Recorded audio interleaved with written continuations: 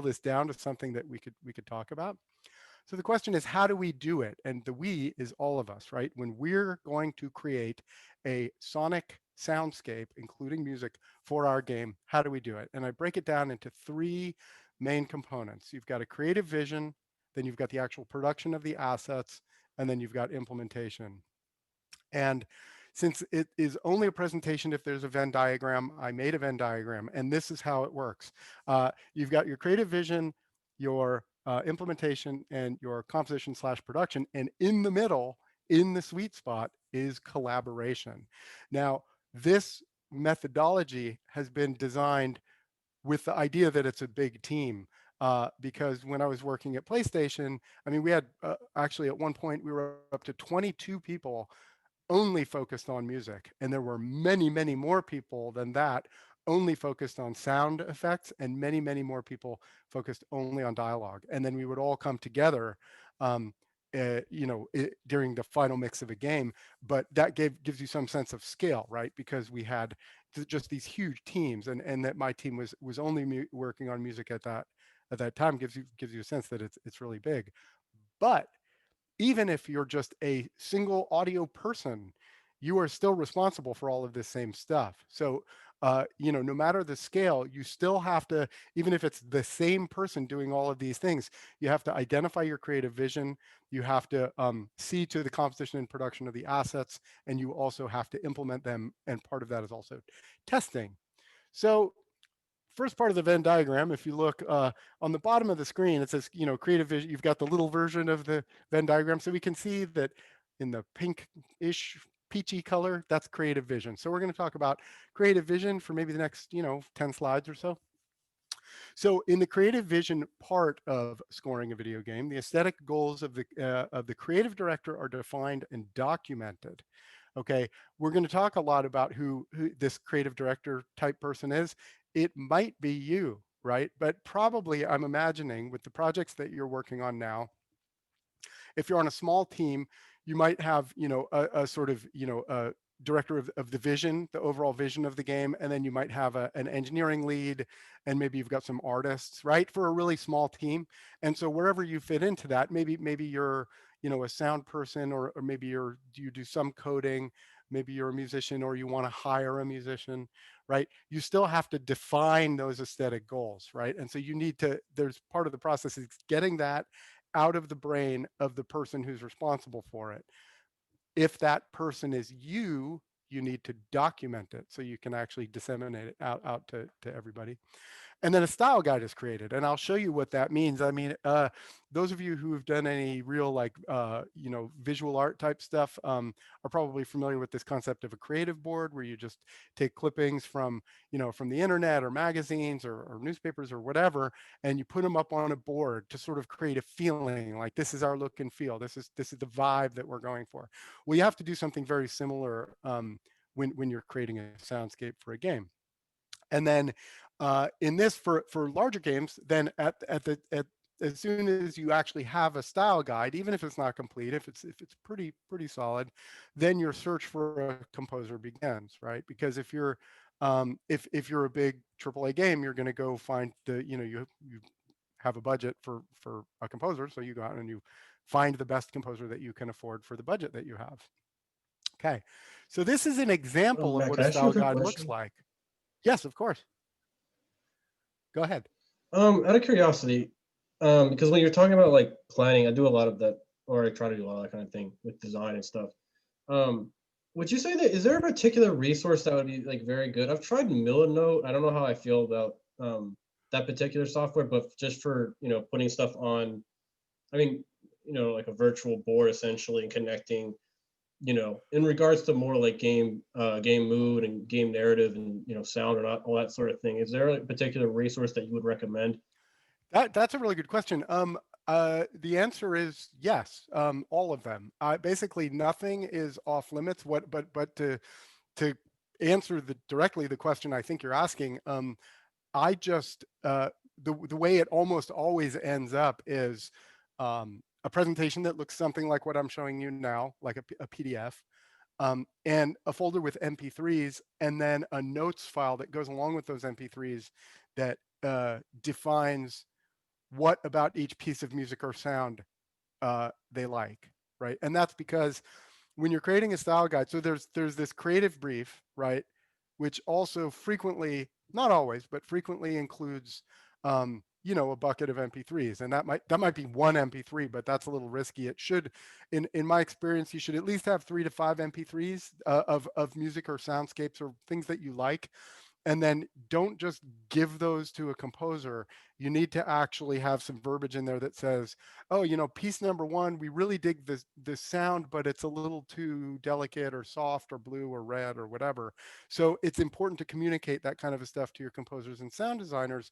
When you find something that you like, it's important to articulate why you like it and why specifically you think it's right for your game, right? And so because I've been on both sides of that fence. So when I'm a composer, someone might give me a piece of music and say, "Cool, we like this," and then I'll say, "Oh, okay, well, that's not quite enough." I need to know Mhm. what the quality is that they like about it. So sorry if that's not an exact answer to your question, because well, I think the answer is I don't use a specific technology other than my main tools of the trade are Pro Tools and Logic, and not really Logic as much as I use Ableton Live sometimes, and I just do a lot of recording mostly in Pro Tools. But the unit of currency at this stage in the game is just like MP3s, right? And so that's a folder with MP3s in it. Sometimes also like Spotify playlists or things like that. So cool. And by the way, thank you for asking. And anybody who has a question along the way, feel free to sort of jump in. And if that happens too much, I'll tell you to stop. But I don't think that's going to be a problem. So great. So this is a style guide that I pulled out just for you to sort of see what it's like. The scale of a typical style guide for a AAA game would look something like this.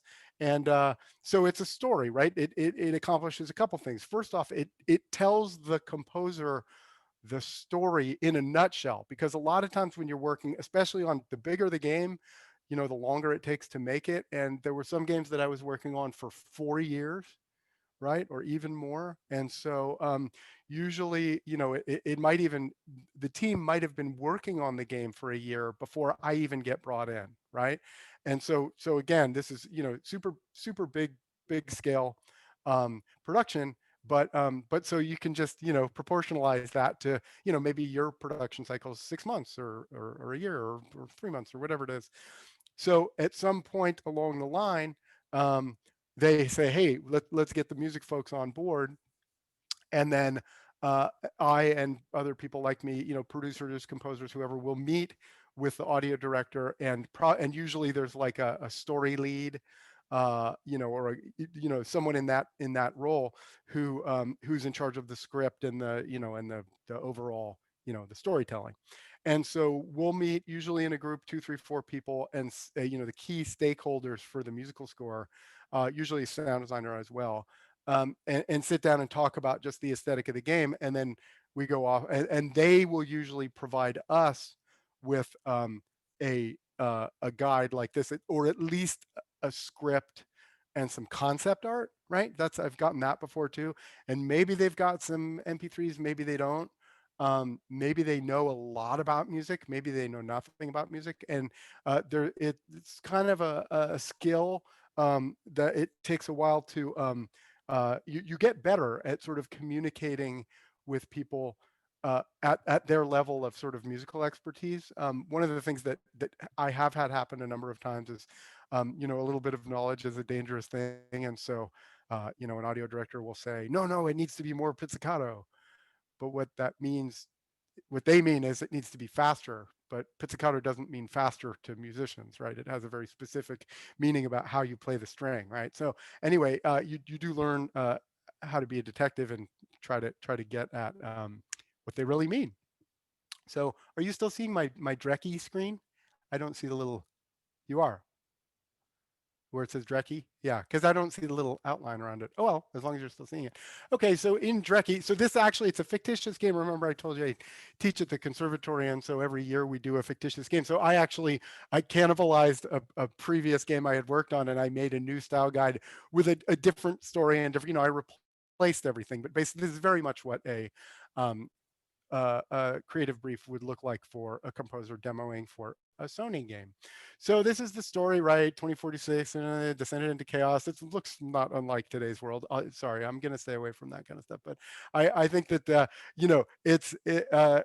it's important to see how much detail goes into it. This is, and I can kind of skip through this because it's not really about how amazing this story is or creative brief, but I'm just going to keep moving. Basically, it's Vikings in space, right? This particular story is about Vikings in space. And so, here's a bunch of concept art and things like that. And then it's actually a mechanism of, telling the story and giving the aesthetic so that a composer can make a demo. And then it tells some of the stories, like there's a little bit of a Romeo and Juliet story. Here's some of the art that shows you kind of, what the art, it's Vikings in space, right? So it's going to look like this. And then game design, it talks about it's a third person action adventure game. The bullet points, the high level, what kind of a game is it? What is the user experience? What are the emotions that you want them to experience? And then a summary of what the actual plot points are. And then the assignment, which actually, okay, so some is not the right calendar, but for the conservatory, we give it as an assignment. As a producer at Sony, I would solicit demos from composers, and usually, at this stage, and they've identified, 2 or 3 composers that we right, but and have the right skills and the right, be the right choice, and we give them an opportunity to write a demo. So we get really specific about that, and we say, okay, well, we've identified that there are 3 themes in this game that we're going to need music for. One of the most common things that we'll do is we'll actually say, okay, just write a suite of music. It can be anywhere from 2 to 4 minutes, up to you, but it should have elements of these 3 themes in it, right? Give Can us I actually ask a question, Matt? Sure. This is fairly specific, but do you usually pay potential audio designers for that Yes. piece of music? Okay. Yes. So you're paying a couple of different people to get like one example piece of work, and then you're picking from that. Yes. Mm-hmm. That's usually what we'll do. It depends on the level of the, usually, I mean, we don't want people that once we've identified, these people, these are professionals who are like all capable of doing it, but they've got opportunity cost. We don't want to, it's just kind of gross to leverage your position when you're a big, when you're Sony and some, mom and pop operation where, it's this one composer or maybe 2 who have teamed up and stuff, and to have them, invest, a couple days of work to make a really great demo. And then, I mean, usually these demos are paid. But that's also because a place like Sony can afford that, especially for the bigger projects. Yeah, it's an interesting question because, in the smaller scale, I think that whenever we're looking for people to be a composer or sound designer, we always look at their past catalog, right? And I would suggest that to everybody here on this call, that's the way to find someone that you think you can work with, is you look at their past work, because you should be able to take a piece of music or sort of a soundscape from one of their previous games, just drop it into your game, and it should feel like it's in the right ballpark, right? Everybody out there, every creative person is chomping at the bit for an opportunity to do something that's never been done before, but still they should have done something kind of in the same universe, right? And so by the time you've sort of pre-qualified someone to the point where you're like, okay, this person could definitely be my composer, could be my sound designer, they should have work in their catalog that's kind of in the same ballpark, even though we all want to believe that our game is totally unique and not like anything else. There are parts of it that you should be able to demonstrate by listening to some of their past work. So then in the style guide, in this particular game, the style guide included the soundtrack to the TV series Vikings, The Hunger Games by James Newton Howard, and Avatar by James Horner. So, by listening to those scores, you get a pretty good sense of what we're going for. And by the way, any good composer, you can say, look, we want it to sound like this. They basically know we don't want to sound alike, right? Nobody wants to sound alike because there's tons of music libraries out there where I can go license a whole bunch of music that's kind of a rip off of Avatar or rip off of the Hunger Games, whatever. And it's not that expensive if I'm going to license a bunch of it. If I'm going to license one track, then it's not really, it doesn't make much economic sense. But what I'm saying is that don't pay a composer to do something that sounds like a ripoff of something else, right?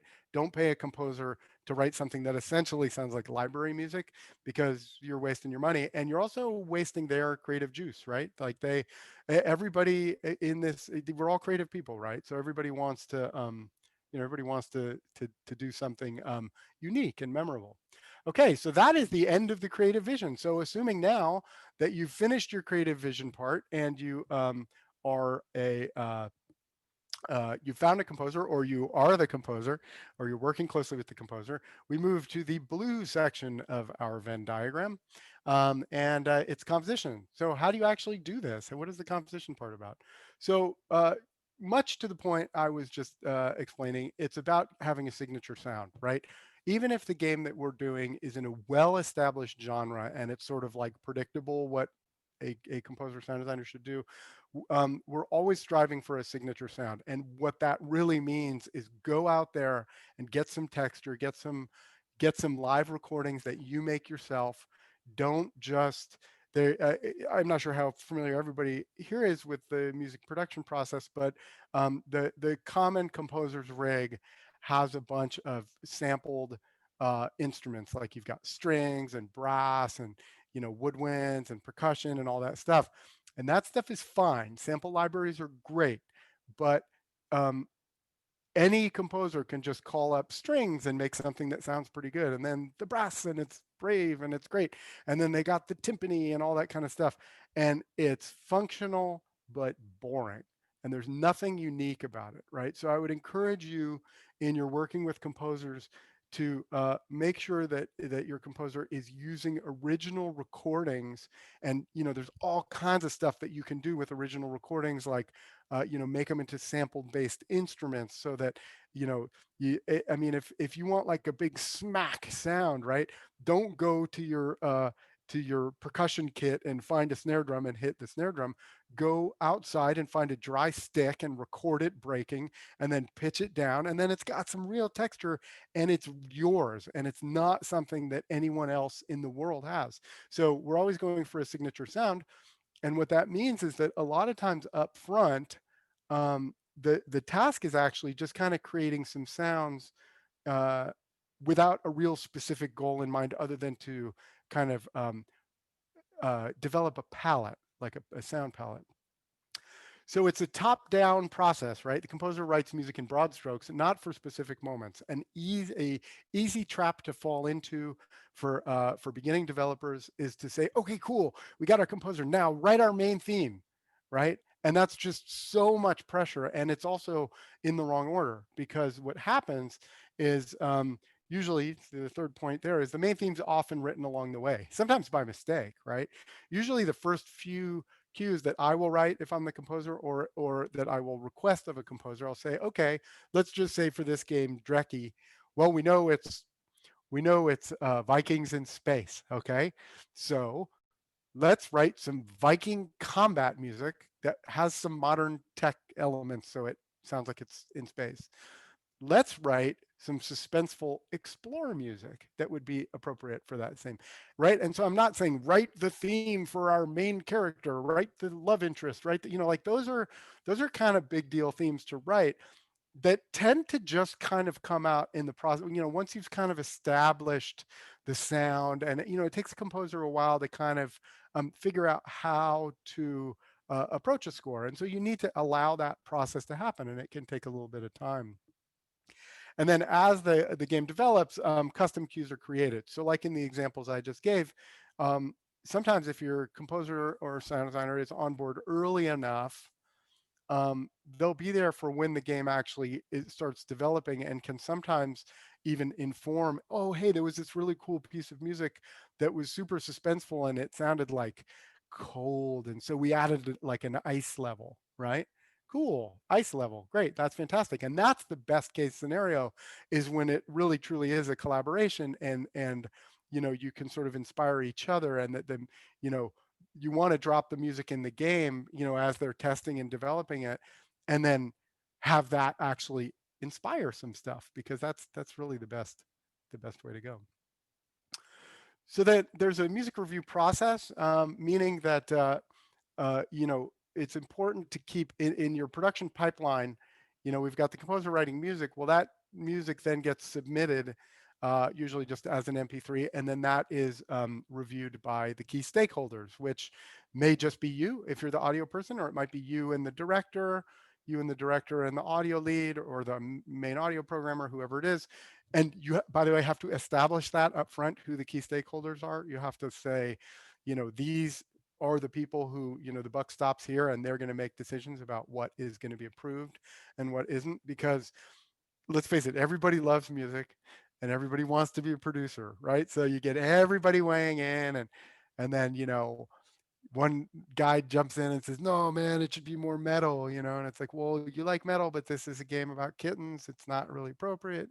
So you have to make sure that the people who are the key stakeholders in charge of the music are in agreement, that it's like, look, I may not agree with you, but these are the people who have to sign off on something. So then once that music is signed off on, meaning the demo that the composer made, which probably uses synth strings and synth brass and stuff, are then scheduled for live production. Now, again, there's a pretty big divergence here in terms of smaller scale games like mobile games and stuff. Although there's been some pretty amazing has anybody played Little Orpheus lately? I mean, the score for Little Orpheus, it's an Apple Arcade game that I just started playing, and it's one of the most beautiful, incredible adaptive scores of any game I've ever played, right? And it's all orchestral. Okay, so it happens, right? And I hope it happens for all of us, right? Real high quality, acoustic music. So that music, not that there's anything wrong with electronic music, but I work at the conservatory, right? So I'm sort of tilting my hand a little bit. I mean, I personally, I tend to like music that is a combination, a real hybrid kind of a sound. Is what I think is, most frequently the kind of music that I like to write. But anyway, I sort of hedge to the acoustic side, because I just think that it I just think it sounds better. That's my bias. So anyway, those the approved demos then go into the queue for live production, and that might mean soloists. That might mean, maybe you just, even if it's a smaller budget game, maybe you can afford, a 4-hour session of a string quartet, right? I mean, that's not actually that much money, right? But it would make such a huge impact on your production value if you've got your composer writes all of this music, and then that at the end of the production phase, you're actually going to do just one 4-hour session of live strings. So you got 4 players. Maybe you're paying your players $100 an hour, right? So that's $400 an hour, plus an engineer's another $100. So it's $500 an hour. You can do that for 4 hours, so that's $2,000. Right? So for $2,000, you're going to end up getting, and a good string ensemble could maybe record 5 or 6 minutes of music per hour. So you're going to get, let's just say, 20 minutes of live string ensemble for a couple grand. That might be worth it. I mean, that's like kind of really upping your game in terms of your production value. So it's something to consider.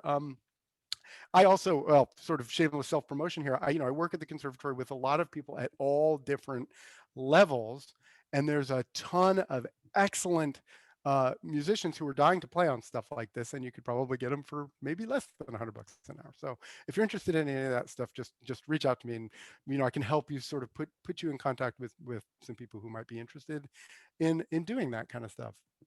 Okay, so then your soloists. That's, by the way, I replaced all of this artwork. So it used to be, this is kind of a funny thing I think is worth telling you, because if you're going to be making style guides, you should know when I make style guides, I use everything. I mean, if it's like Madonna or, Jurassic Park or whatever, I mean, there's no harm, no foul. I just use, Star Wars and every IP that is protected by a fleet of attorneys, but since this is actually kind of going out to the public, I had to replace all of my artwork. But I think it's worth saying, since you're going to be putting artwork, this is all stuff that I got licensed for. So if you if you actually if you're going to be creating an internal document, I would encourage you to just use whatever you want that really expresses, the feel of your game.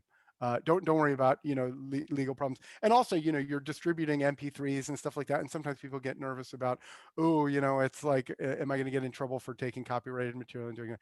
It's all like it's kind of, it's not that it's legal, but it's really in the process of kind of making a game. You're not it's not like you're distributing it out to the world for a profit, or using it in any public way. So I would encourage you to, if you want to grab some Star Wars art and stick it in there and say, this world feels like Star Wars, then cool, go for it. Don't be worried about it. But don't then post that online and talk about all, that's what you're really not supposed to do. Okay, so anyway, I digress. So soloists are frequently recorded throughout production, and a lot of times that's if like I have a lot of soloists that I like to work with, and so that's always a collaboration between me and the team. Like, hey, cello would be really great on this score. Let's just hire one cellist. Speaking of production value, I just kind of did the back of the envelope math for a string quartet. What about one cello or one flute player, one really great guitarist, for a couple hours? It makes a huge difference, so, but then you have to have all your production stuff lined up. You have to have a good producer who can prepare the scores and the Pro Tool sessions and all that kind of stuff. Okay, live production. Speaking of changing my art, I had like, all these big impressive, live production ensembles that I had worked with, and I said, you know what, let's be safe and hire the junior high school marching band. And so that's that. I'm sure they're a great band, but so anyway, yeah, so live production happens between alpha and beta as late as possible in the process, and that's because the game is still developing, right? So as late in the process, like literally the perfect thing would be for it to happen kind of just before beta, right? So meaning that, so everybody's definition of alpha and beta are slightly different, but I'm going to say for beta, essentially the way we think of it is that you've got a file in every slot that you're going to have a file in. You basically have a bank, a music bank, a sound bank in every location throughout the game, but you're going to probably update most, if not all of it, right? So you've essentially got a placeholder for everything is in as far as music is concerned, and you've got all the functionality. If you're going to do fancy transitions, crossfades, multi-layered music, or any of that stuff, that you've got all of that up and working. And a common trick for music and sound people is, usually in alpha, you've got like one vertical slice. You might have one level that you can play from beginning to end, and then you've just got very crude placeholders for all the other levels, right? So what we'll do is, as soon as we've got that first level and everybody signed off, yeah, that makes sense, that's the right approach. Maybe it's not the final music, maybe we just demoed it up with the temporary music. That as soon as it's like, okay, we hit alpha, everything's a go, that we would then take those same sound banks and music banks and just literally copy them, rename them, and paste them in throughout the rest of the game, right? And the reason to do that is because, as you all know,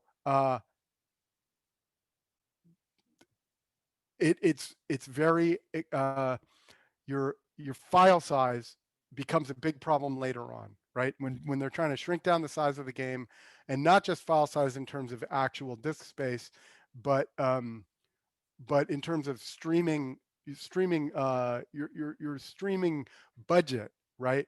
So you're actually staking your ground out, and you're saying, look, we're going to have X number of minutes of music, and that's this, that's however many megabytes or whatever. And in every level, we need at least 2 streams free to do all of our stuff, and then we need 20 streams for or 20 potentially 20 simultaneous voices for sound effects, right? So by putting all that stuff in as placeholders, you can break it early and often, right? And so then you can have those discussions with your your lead engineer or engineering team about what you really need.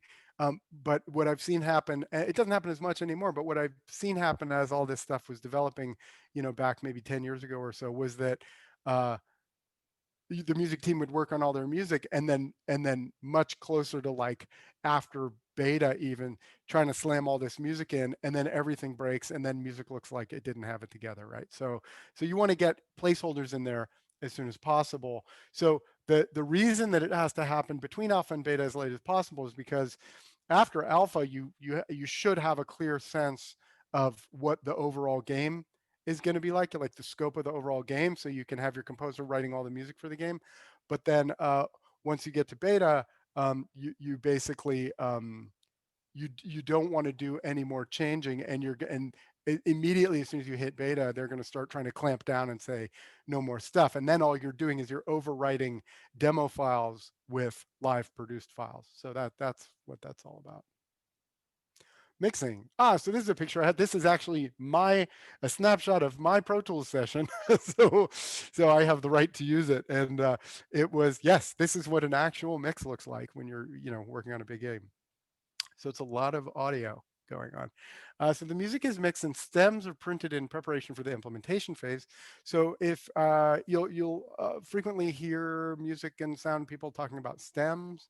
If you don't know what they are, what it means when they say stems is that a stem is essentially a single instrument family, and it's printed with all of the reverb and delay and any other effects it might have in it. So what stems typically look like would be like, drums, percussion, guitar, bass, piano, strings long, strings short, brass, synth, sound effect, whatever, and each one of those independent things is probably a stereo or surround file if you're working in surround. So that would be, each one of those would be a stereo wave file that if you play all of them back together, they sound exactly the same as your stereo mix. But since they're divided into stems, you can do all kinds of cool adaptive tricks, which I'm going to show you later, which is the cool, fun part of this presentation after all this boring hand wavy stuff is over. So yeah, so the music gets mixed into stems so that the implementation phase can take place. And really, music implementation and sound implementation really goes hand in hand with, it's an editorial process as much as as much as anything else. So there's an important concept there, and that's source cues versus derived cues, and that would also go for sound effects as well. Basically, a source cue it's the final asset that was that a composer wrote. The music got recorded, it got mixed and printed as stems. That is a source cue. That's music that you paid cash, you paid money to a composer to dream up that thing, and then you paid your production process to actually create that asset and then turn it into stems, and boom, that's now a source cue. Then a derived cue is that an editor and or implementer will take that stuff and cut it into little bitty pieces and do all, make intros and loops and end tags and high level and low level and all different kinds of stuff, so that those are the actual files that go into the game, right? So one of the things that I did frequently at Sony is, we might buy 2 hours of music from a composer, right? And that stuff is expensive, right? Because it's, you're paying a composer a bunch of money, and you're paying, and you're going to Abbey Road, and it's expensive, right? To get all that stuff produced. So that first, 2 hours of music is, many thousands of dollars, right? But then I'm cheap, relatively. And so I sit down and I'll take that music and I'll create a bunch of alternate versions of it. So from 1 minute of music, I might actually create 10 or 15 different cues, right? And some of them go behind cinematics, and some of them are used for flourishes. We've even used some little effects in there for like UI sounds, and and swooshes for interstitial things that happen in between scenes and whatever.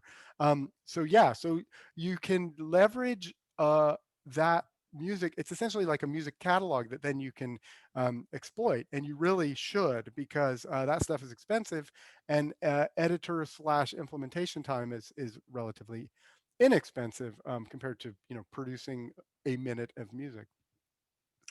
Right. Okay. So this, let's see. So the creation of derived assets is driven by the needs of the adaptive music system. And this part of the process is the bridge between production and implementation. Implementation, this is now the green part of our Venn diagram. So the audio engine receives data from the game engine at runtime, and it uses that data to drive the music system. And some popular game engines are WYs and Fmod, which both work in Unity and Unreal Engine. So what that is it's basically middleware, right? That you can use on top of Unity, and then it can do those engines. And I've used both of those, but not with Unreal. I've used them with Unity. I have not used Fmod with Unity, but I've used Wise with Unity, and it's actually kind of thorny to get it all working properly. And it's probably overkill for most of your games. I'm guessing. What it really does well, what Wise does, is it does things like beat synchronous transitions. Um, uh, and so that you can have music that transitions from one feeling to another without stopping, right? And it does a bunch of other stuff having to do with sound effects, but just so you know that those things are available if you're ending up with a more complicated implementation scheme. So there's 5 common techniques that are used to create an adaptive musical score. This is the super fun part of the presentation. You got intro, loop, and end tag. And you've got an overlay, you've got a loop chain, you got a blockchain, which actually has nothing to do with the blockchain. I came up with that term before I knew what the blockchain was. And a multi-layered system. So I am going to demonstrate all of those things for you now. Intro, loop, end tag. This is pretty straightforward. It's something that probably you probably already know what it is, but I'm going to show you anyway. And the way I'm going to do that is I actually have a push controller here. Any push controller fans here? This I use Ableton Live and push controller. So the reason I have this up here, see, this is me. I've got my hand. Hello, everybody. I'm going to show you by being the game engine what decisions the game engine is making. Okay, so an intro. So I'm going to hit a button that says time for the intro to play.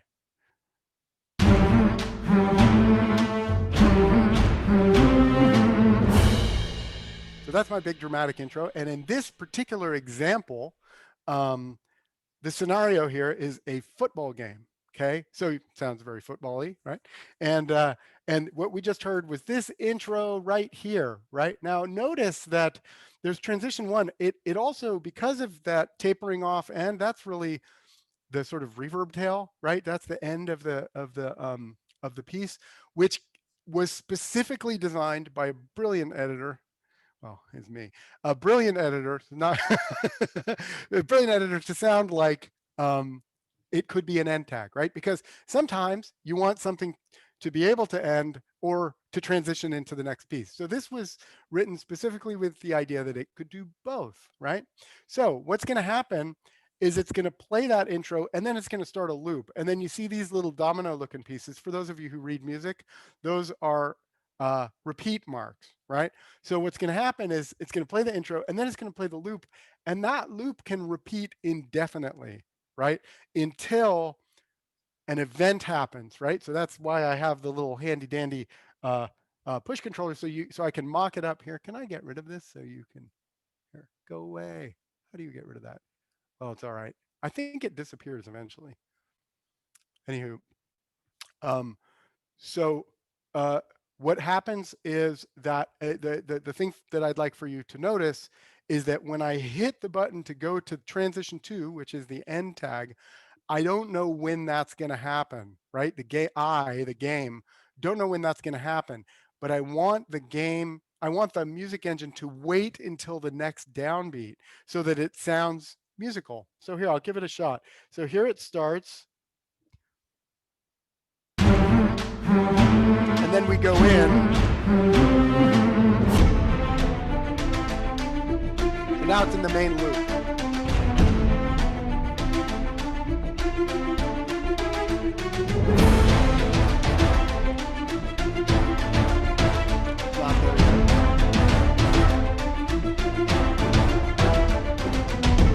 there's the loop point. Okay, so that's how long our loop is. That might keep playing for a long time, but at any time I can do this.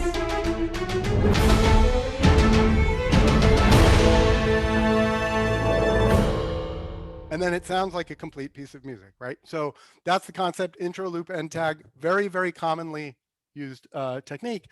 And I hope you noticed that it happened right on a beat. So it sounded very natural. If you didn't see me here waving my hands and talking about it, you would think, oh, that's just a piece of music that had an intro and then it looped for a while and then it had an end tag and it all sounded like one thing. Okay, so the next, any questions about intro, loop, end tag? Okay, everybody's smarty pants. All right. So overlays. This is also very similar to intro, loop, end tag. And what it is that it's a looping piece of music. Actually, it's the same thing. It's intro, loop, end tag. Here I can navigate a little bit so you can see this one a little better. Okay, so I'm gonna start this one, and what happens is, I have to make it a little bit more. Okay, so these guys, just so you know, okay, this is my intro, this is my loop, this is my end tag, and each one of these is an overlay. And what an overlay is it's a sound effect that happens in time with the music. So in our scenario, we've got Whack-A-Mobster. Everybody play Whack-A-Mole, right? Same thing. Imagine a video game where you've got Whack-A-Mobster and you're basically shooting at mobsters and they're up on the balconies and stuff like that. And whenever you hit a mobster, they're going to dramatically fall over the railing and you're going to get a cool drum fill, right? To give you that super cinematic fun experience. So, okay, so here's the intro.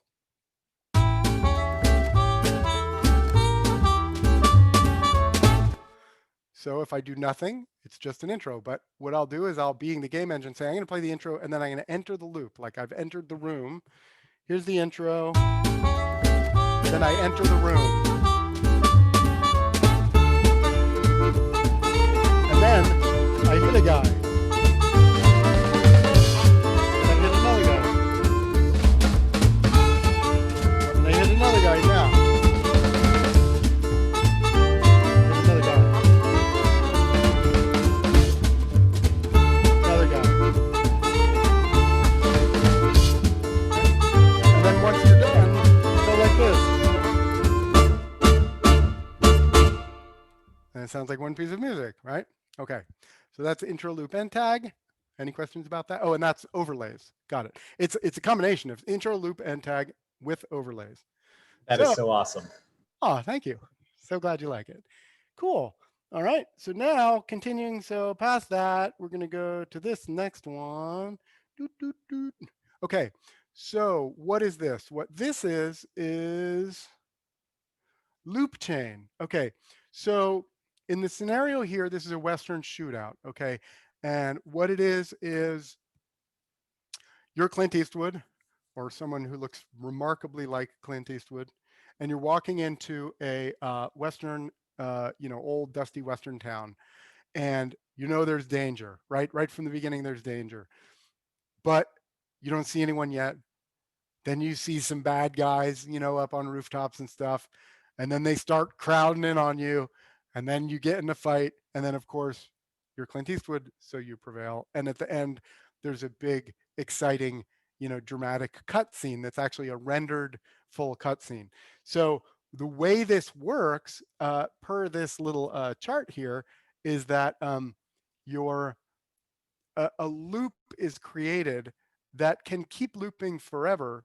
And then when you transition to the next loop, it just sounds like a natural sort of growth of the previous piece of music because it's got some of the same content in it. So, so here we start. Dusty old cowboy town.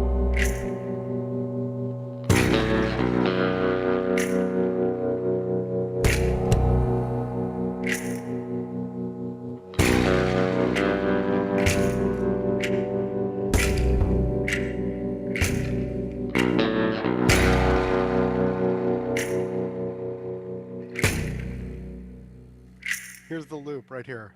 So that'll keep playing forever, but now you cross a threshold in the game and bad guys show up. So I can hit at any time, like now. wait. Oh wait, it'll wait. There you go. Now it transitions to the next level. It's kind of gathering around. My horse is getting nervous.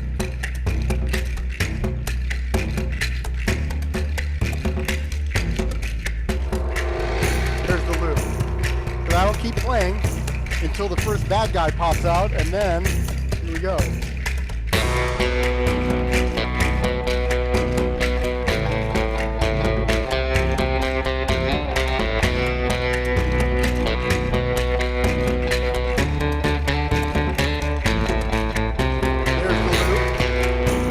The next bad guy comes out.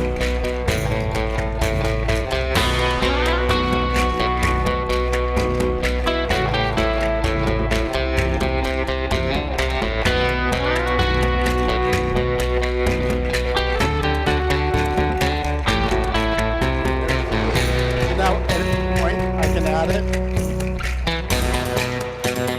Now it's the real fight.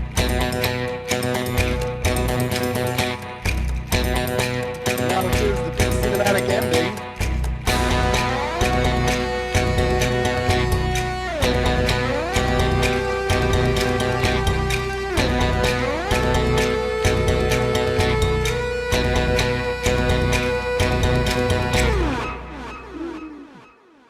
Then you win. Thank you.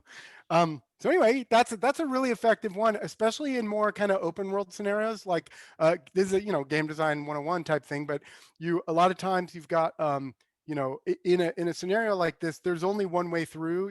It's sort of trying to fool you into it being open way, but you've got a pinch point that they have to go through, right? And so you got to make your way through this town, and there's kind of only one way through, but you don't know how long it's going to take the player to go through it. They might be a little bit more explory. They might be stealthy. They might run and gun, and this is a good solution for that kind of implementation. Incidentally, this is music. This is music that anyone who, let's see, what is it? It's in It's in the Masterminds kit for not Team Fortress, for Counter-Strike.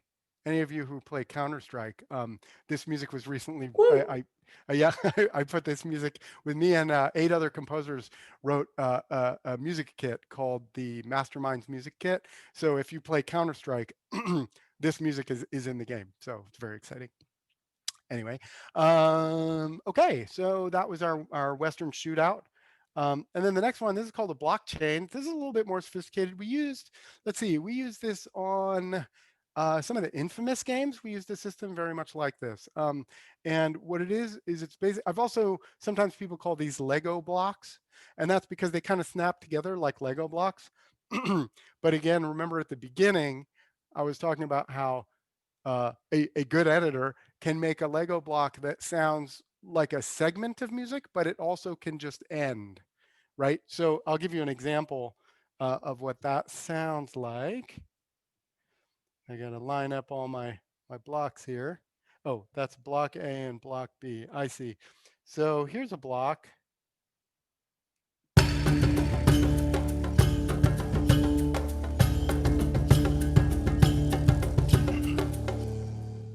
So that is a block of music. And what happens is that you set up a script so that a block plays, and then the script keeps checking in its update function, probably. It's saying, it has this ended, are we still in combat?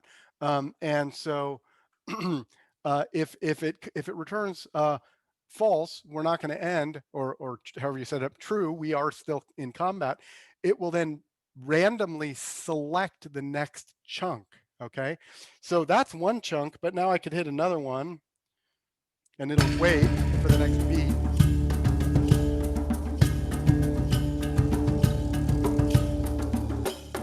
And you hear they're all similar but slightly different. I'll hit another one. We're still in combat.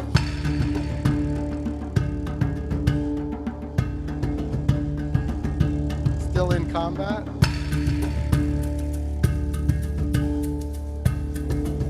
Still in combat. So it kind of keeps evolving, but it's all kind of at one level. and then say, oh, we're not in combat anymore.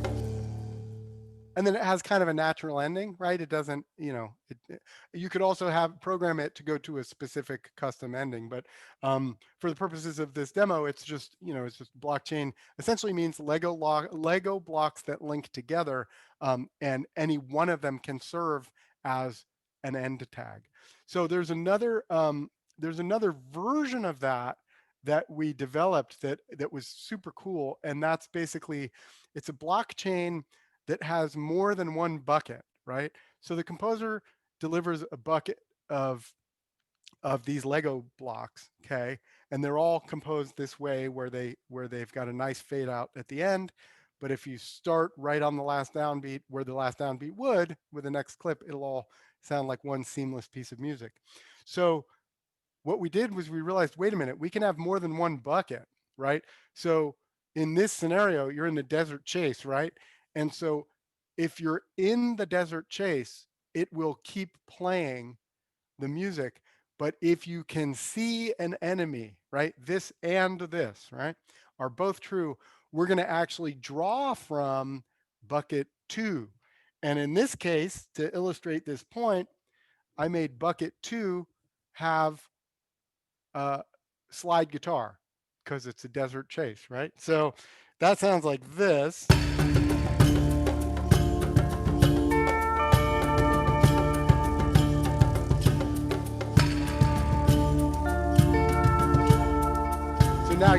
Now you can't see an enemy. The music continues.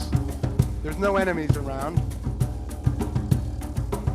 But you're still in the desert chase, so it keeps calling new pieces. Still no bad guys. Music continues. Okay, now a bad guy shows up.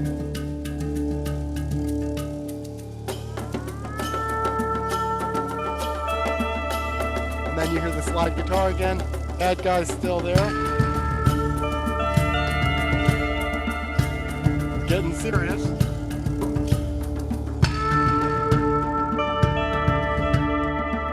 Now the bad guy is gone. Music continues. Now I end the desert chase.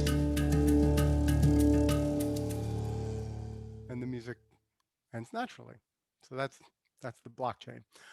Okay, any questions about the blockchain?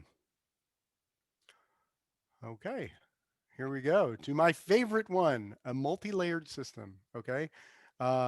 Multi-layered adaptive music. So this actually, the first time I know of that we did, so I first employed a technique like this on SOCOM 3 back in 2005, 2006. That's the first time I used a system like this, is in the SOCOM games. And the thing about these is that you have your composer composes one piece of music that is a steady, like a full piece of action music. And then an editor like me will strip it out into its components and find low-level elements, medium-level elements, and high-level elements, and then using in-game variables, driving the music system to say, hey, now we're in low, now we're in medium, now we're in high. And the cool thing is, since you've got all these things on different tracks, and if you mix them in a particular way, the level of excitement changes, but you don't really hear it fading in and out if it's done well. So hopefully I did it well, and and we'll see. Okay, so this is, so if you can see this right here. Oh, here I have to move my camera a little. See, that's the level of low. We're only hearing that one. We're only hearing low. Okay. So this is a loop that'll just kind of keep grooving. Okay. Stealth combat, right? So I'm sneaking around, and then at some point, stealthy, scary. Okay. Now and this will keep looping forever, but now I see a shadow. Okay. And then the game says, okay, intensity is rising, turn up medium. The medium goes like this.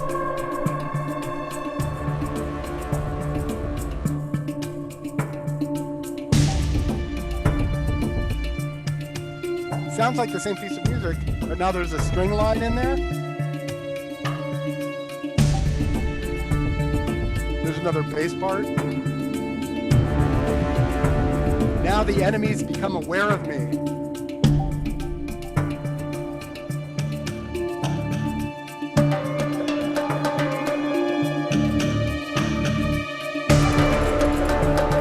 Now they're looking after me. They're looking for me. This is high. And then I'm a tough guy, so I take them out. Slowly.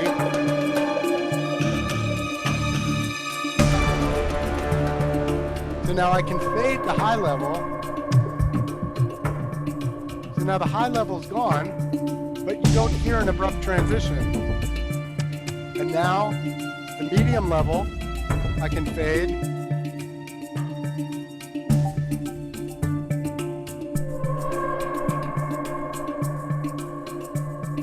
But it's still, the transitions are much more smooth that way.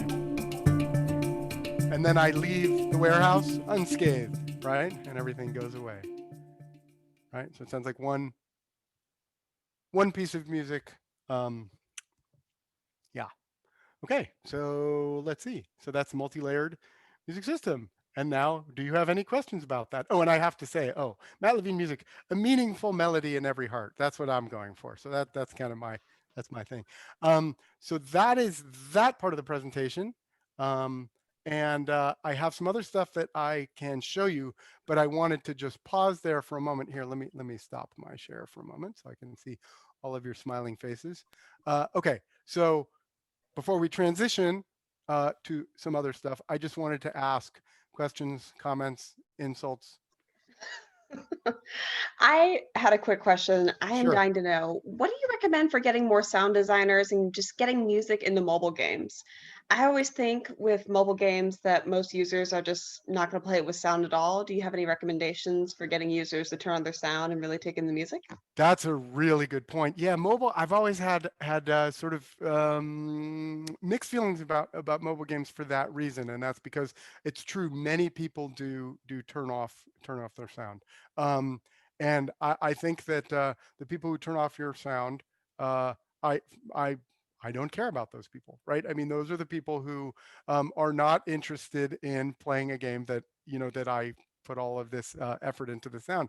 It's a tricky thing about the platform, just because people mostly, they're playing in the in between moments, right, in their lives, right? They're on the bus or whatever they're doing, and it's just kind of a quick little thing. And frequently they don't want to, go through all the effort of putting in their headphones. So it's tricky. Like I was saying, I've been playing Little Orpheus, and that is an exceptional sound experience, sound and music. And so I think that it's changing a little bit. Uh, One reason for that is that people are just spending more time on their devices. And I think that if you're really committed to, I'm going to play this, this iPad game or whatever for the next 20 minutes, then it's worth it. It's not the same thing as I got 2 stops on the bus and I'm going to play Words with Friends or whatever. It's kind of a different experience. I'm not sure. I'm not sure if I really addressed your question. What can you ask exactly, like, again, what? Oh, I was just asking if you have any recommendations for getting users to listen to more music on their mobile devices so that Well, there could be more roles open for sound designers in the future. yeah, well, it's interesting. One is to just make a bunch of great content. I mean, yeah, it's true that actually the speakers on many of the mobile devices, they just are not really up to the task. But fortunately, I think most people are using headphones if they're listening, and the headphone experience can be pretty good. There's also, they're making a lot of inroads into this sort of, all the AR and VR stuff with the spatialization and things like that. It's not, in my opinion, it's not there yet, but I think it will be at some point, and then that will become a critical part of the process, because localized sounds it's kind of the holy grail, and I think that they'll get there at some point, and that will make it better. I mean, I don't mean to be glib, but I think if you make really great content, then people will notice, right? People will say, oh, this game sounds great.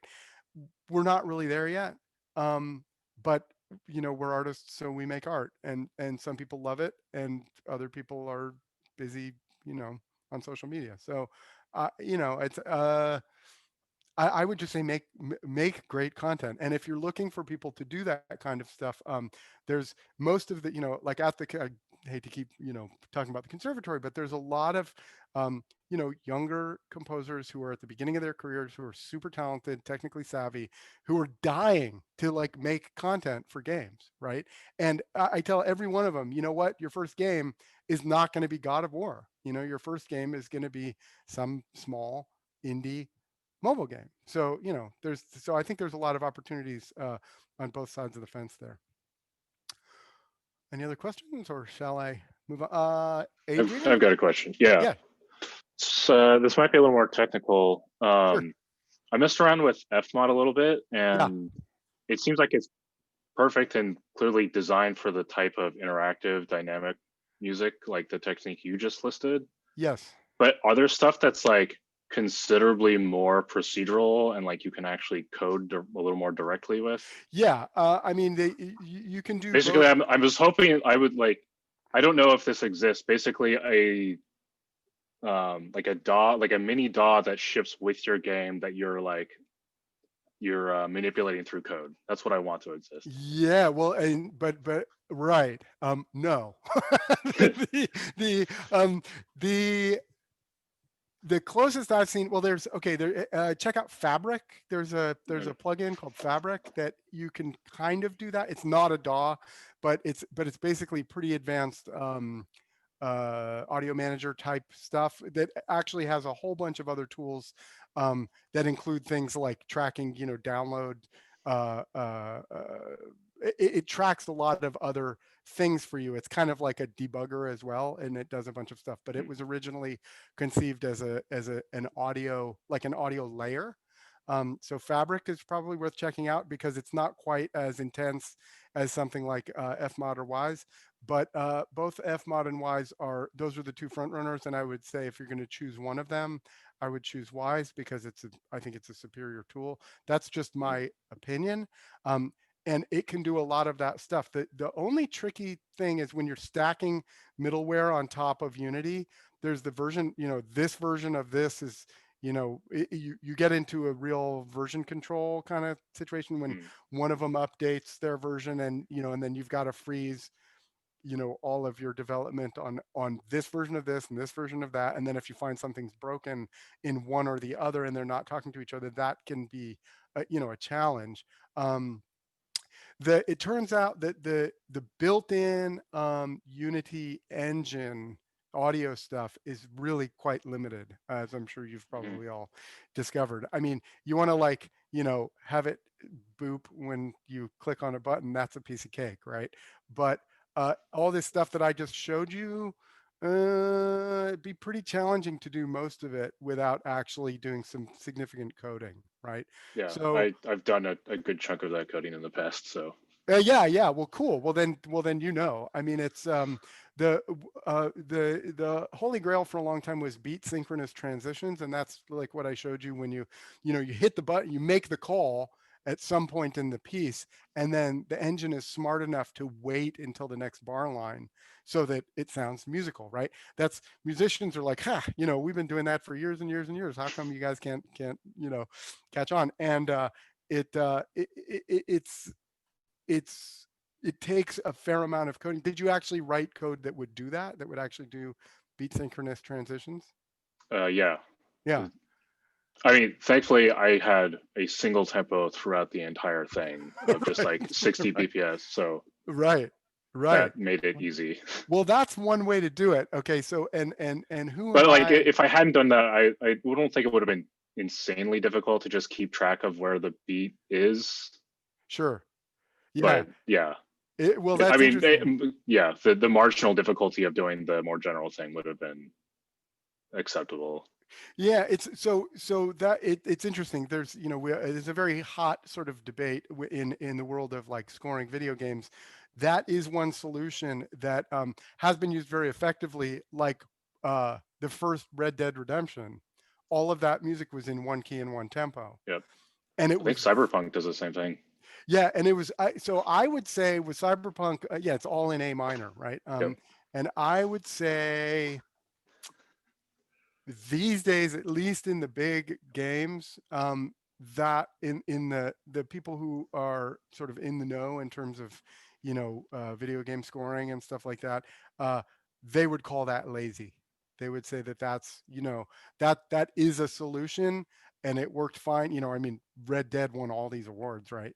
But it's been many years since then. And even when that came out, all the people who I know who were sort of like in that world were just like, come on guys, how about a couple different key areas or a couple different tempos? And I mean, it really, you are really limiting a composer when you do that. I worked on, it was on the original Uncharted game. I remember they were having trouble with because one of the people on the team told told Greg Edmondson, very very talented composer, that he had to do everything at the same tempo and that he had to have everything. He basically had the composer composing stems, right, instead of just composing music, and that's the wrong way to do it. And we all had a meeting where we realized that the composer should just write music, and uh, it's really the editor and implementer's job to figure out how to make all of the assets that actually go into the game.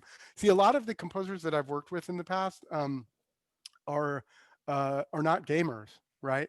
And that's fine. They're dramatists, right? They're storytellers, and you want to allow them to do what they do well, and that is to write great music. Then it's your job to take that stuff and to turn it into the actual assets that transition at the right place and in the right key and all that kind of stuff, to do all of your storytelling.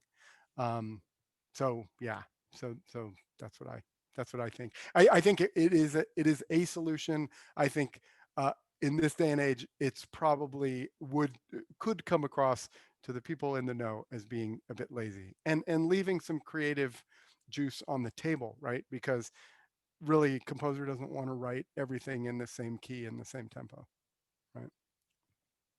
Thanks. Cool. I was wondering if I could ask one quick question. Sure, of course. Where can we find resources that'll help us pay composers an appropriate rate based on their skills? That is an excellent, excellent question. It's really hard too, right? Because what do you what do you pay a composer? So what I always tell people is, so the nominal rate to start for, and this is particularly for like a big established studio, the nominal rate is $1,000 per minute of finished music. Okay, I've heard that go up and down, right? So actually, most of the stuff that I'm hearing these days for mobile is between $300 and $500 per minute, but it depends on your composer, right? And so that also means per finished minute, right? So a good composer, can write a minute or two of music per day. If they're a real professional, can write a minute or two per day. Um, but it is that the rate is assuming that that's music that is mixed and finalized and can go into the game, right? So and also that's just a ballpark, right? I've seen very professional composers work for much less than that. And I've also seen people work for much, much more than that. It depends on what you've done. It's really just kind of a starting point. The other thing is that if you've got 3 minutes of music in your game, it's different than if you've got 30 minutes of music in your game. There's economies of scale, right? So really, if you've got 30 minutes of music in your game, I mean, it would be reasonable to pay a composer, you know, 10,000, 15,000, somewhere in that range, right? But that's 30 minutes of music, especially if you've got some editorial going on. You could have you could spin 30 minutes of music into much more than that. I mean, all the editorial stuff I was just showing. I played what was 1 minute of music, but then when I do all the little interactive tricks, you could play that music for 5 minutes and it keeps sounding new because of all of the twists and turns and stuff. So it is a very tricky sort of thing. Just make sure that you get all your release forms signed, right? Because they're making stuff that's going to go into your game.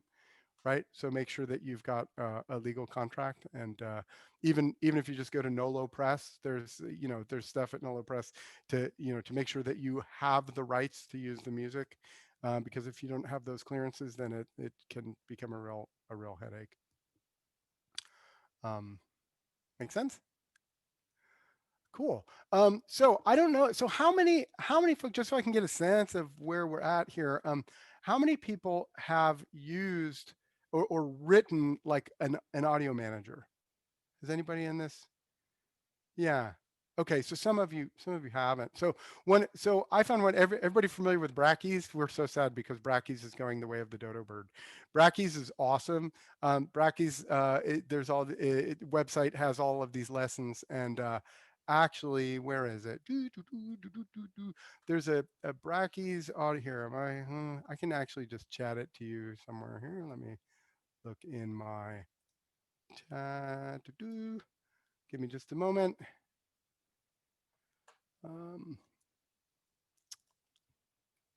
So I did this. I thought this might be helpful.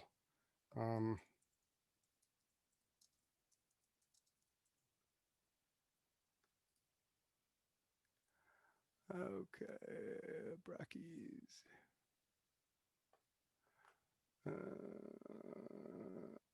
Okay. I'm just getting the link. Give me a moment. So what I did was I thought it might be useful to stop it. Sorry, this is taking me a sec. You can probably Google it out as fast as I can, but I had a audio manager that I just built it from the Brackeys website, and I actually found it useful. Here, what I'm going to do, since we actually have sort of limited time here, is I'm just going to show you the audio manager because we're running out of time. But I'll show you the link as soon as I get to it. Okay, so if I go to here, I'm going to share screen. There's two things that you do all the time here. Share sound. Okay, so are you seeing my Unity project now? Okay, cool. So what I did was I went through this Brackeys thing, which I'll send you the link for if you haven't found it already. It's just how to build an audio manager. And I thought it would be good to just kind of cover real briefly what some of the main ways that you create audio calls in Unity. So this isn't anything that I even made. I just went through his tutorial and I made buttons, right? So you've got a UI button, right? And you hear these sounds, and I just made these sounds, right? And then you've also got music, right? So you click on that. Oh, sounds familiar, right? It's the same piece of music.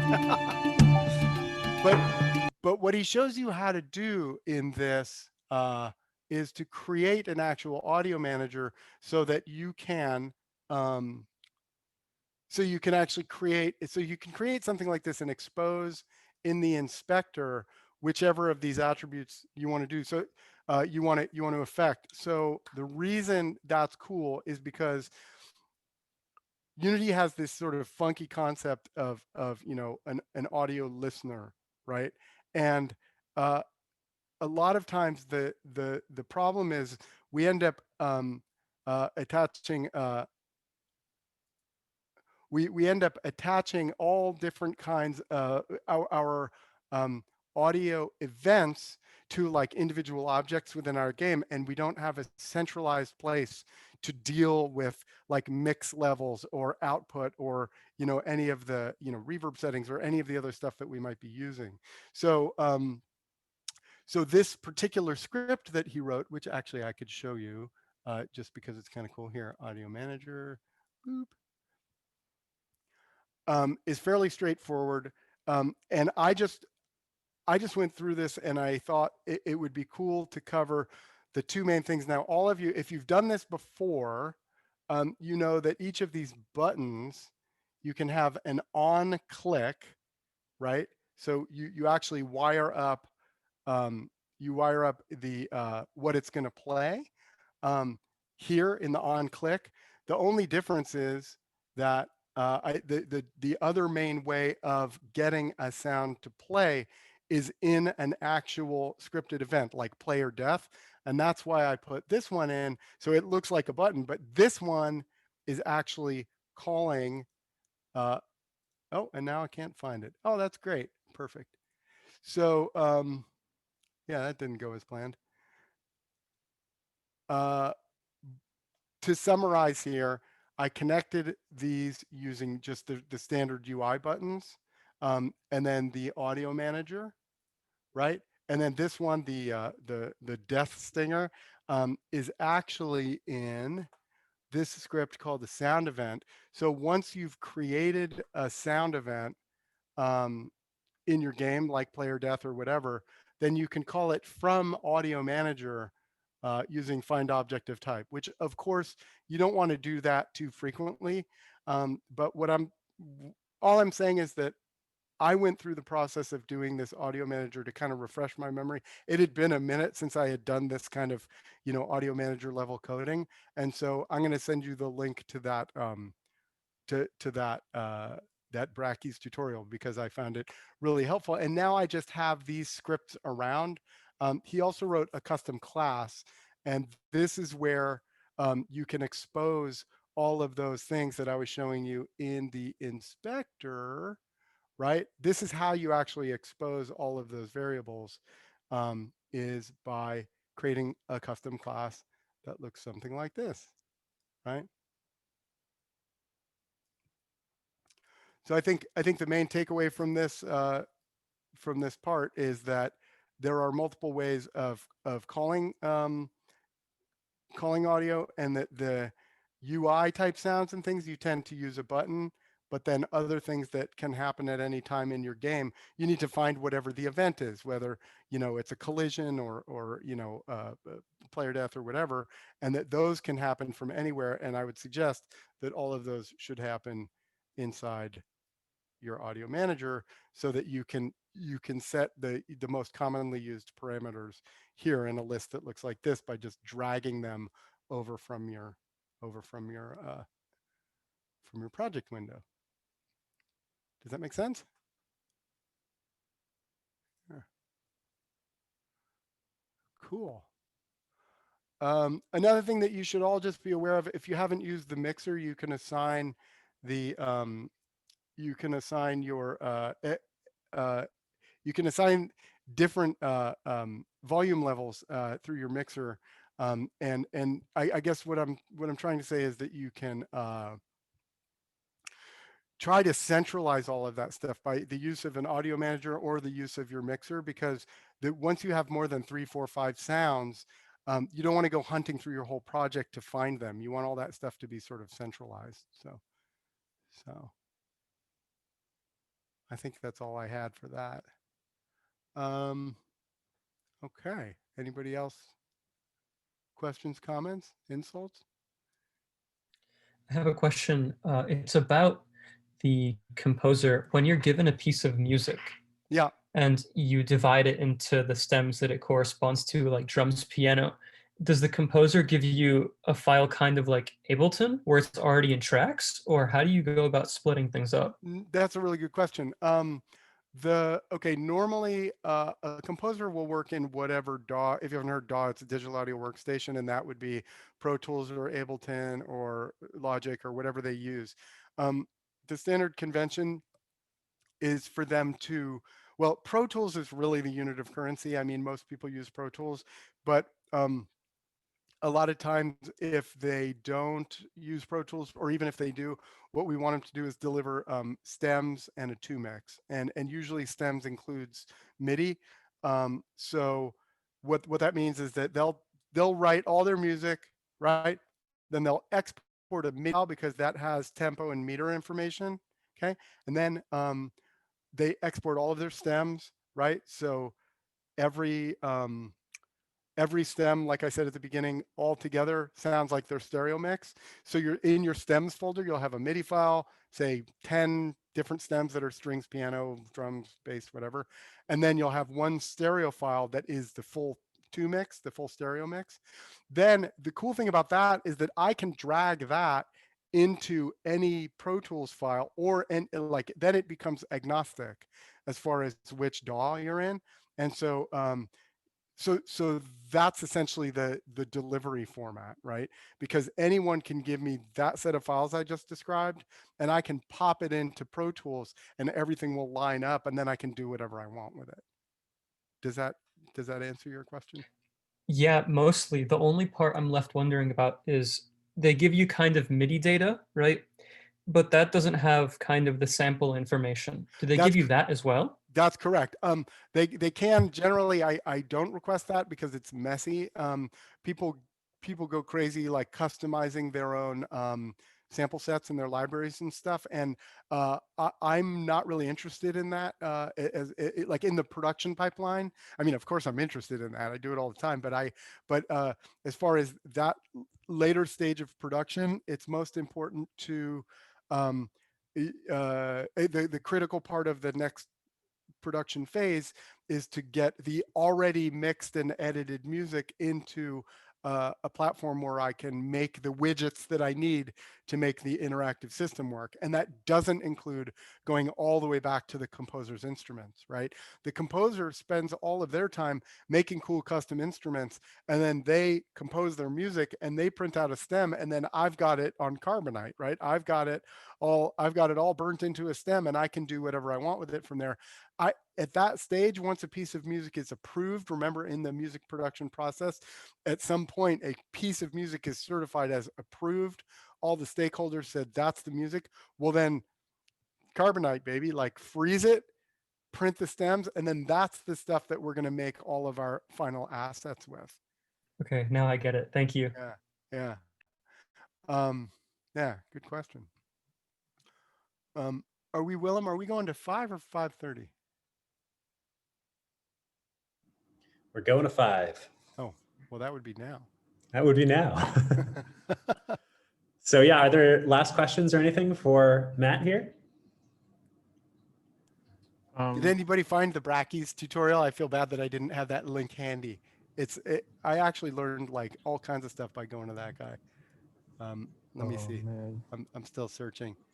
It's Brackeys. Here, I know how I can find it. It's in my history. Can you hear me?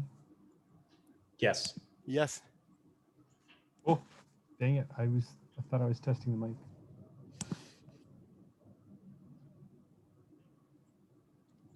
Well, Matt, we can have that. We can have you send that out later as well. You're welcome to Okay. be in the Discord. Sure. Do you want to give these teams any kind of homework? Is there something they should do sort of to continue this lesson? Well, yeah. Okay. So what I would suggest that you saw the very simple sort of Unity project that I made to refamiliarize myself with the sort of nitty gritty of making an audio manager and that stuff. What I would like to suggest is that you go through once I send out that link, and then what you need to do in order to create the thing is you create, let's say, a minimum of 3 UI sounds, 1 looping piece of music, and then 1, I used a death stinger. Just create something that you can trigger from an in-game event. And I just put a little picture in there and click on it, so it looks like I'm just clicking on a button, but it's not a button. It's actually, a sprite that then has a collider on it, and you actually have to click on it, and then that runs the script. Okay, so that'll take you through the process of actually making a piece of music that loops, right? Or wiring up a piece of music that loops. UI sounds that are triggered by a button, so that'll refresh your memory on how to actually, attach a sound to a button. You'll actually have to write an audio manager where all that stuff gets centralized, and then you can mix your levels, and you can do all that kind of fun stuff and make sure they sound good together. And then you'll also have that little piece of code that says, hey, this is an in-game event that you can attach to anything, and you copy that piece of code. I can even post this messy project for you if you want to look at it. But what I would say is that I would encourage all of you to actually go through that. It took me an afternoon, and it was like, oh yeah, that's right, that's how I did all of that stuff. Because I'm not frequently in kind of that world, and I figured I should refresh my memory before I come back and talk about it. Yeah. So that would be the assignment is Awesome. I'll post that link. I'll post the one that I did, and then I would encourage you to build your own. So the homework is to actually find a piece of music, 3 UI sounds, and then an event sound. And I'll put mine in there so you can play with them anyway. And then you'll have those most common ways of sort of calling sound and music within your game. Perfect. That's awesome. All right. Well, I would like everybody to say thank you and clap for Matthew. Thank you, Matthew, so much. Woo-hoo. Thank Did you. it. That was awesome. Thank you. It has been a very long time. I've never heard you speak in this professional capacity, but it's been a long time since I've heard you speak at all. And I'm impressed. You're incredibly knowledgeable. Yeah. And you're a very good teacher. I can tell that you are a professor these days. Thank you. Yes. Hey, I'm All very right. professional these days. Yes. I do. Yes. So you are more than welcome to be a part of the Discord as much as possible. These guys are active in that Discord like 24/7. You've been given professor status, which means you can creep in on their individual rooms so you can check what they're doing, maybe answer questions, that kind of thing. Very important question for you before we go. There are 4 houses in the Hackubator program. Yes. Yes, there's House Rogue, who are the dastardly go-getters. There is House Warrior, who are the stalwart, straightforward warriors. There is House Ranger, who are the explorers. And then there's House Cleric, who are like the healers who really want to do good with what they're doing. If you had to choose, what house do you think you'd be in, Matt? I think I'd be a cleric because I am a Ooh! Welcome to House Cleric. Yeah! Nice. I will slap that tag on you so you are now officially House Cleric. All right, guys. Well, I will see everybody on Wednesday. Matt, you're welcome to become a part of the Discord in any way you see fit, and of course, you're always welcome to come to future lessons. Great, thank you. And yeah, I just also want to say, all my contact info is there. I've mentioned, that there's a lot of, young, bright-eyed and bushy-tailed composers and sound designers at the conservatory. If you're interested in, being put together with people who want to collaborate on this kind of stuff, just reach out to me. I'd be happy to, steer you towards someone who I think might work for you. Yes, that kind of knowledge is exactly that's a big part of why this program is valuable, because now you have him to talk to. Yeah, but really reach out. I'm not just saying that. I might not get back to you right away, but I get back to everybody. So. Yes. All right. Thank you, Matt. Cool. Let's do one more clap. Thank you, everybody. Woohoo! Thanks, guys. I will see everybody on Wednesday. Absolutely. Yeah. Take care. Bye-bye.